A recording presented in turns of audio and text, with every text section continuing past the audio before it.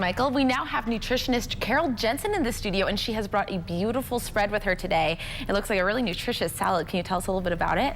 Well, yes. The thing is, Rachel, that most of us know we need to eat fresh, local, organic, less processed foods. Yeah. But the mistake we make is in balancing our carbs, fats, and proteins. We tend to go to extremes with that. Yes. So this summer entree from the farmers market, all of the ingredients from here in town, grown by farmers in our area. Very cool.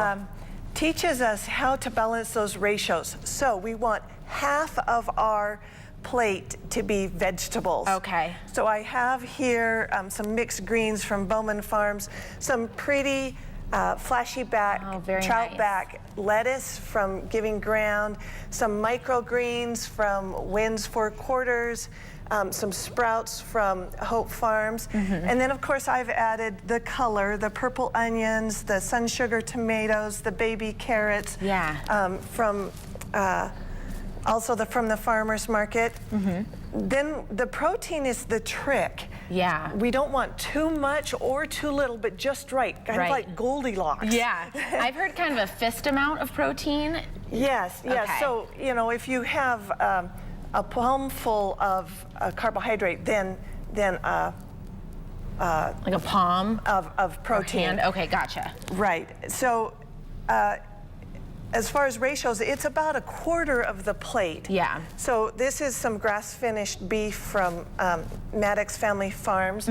Now, vegans, of course, wouldn't want the meat, and they like to put on black beans or lentils. Right, or tofu. Right, but those are actually only about 25% protein.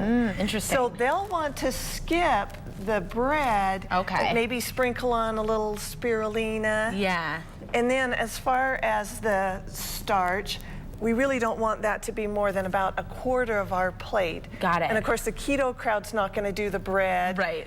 They might want to use quinoa instead, since that's a seed, not Smart. a grain. Yeah. And then we want to be generous with our fats. So a balance of the saturated, there's butter from Stanger Ranch, and then the dressing is made with walnut oil.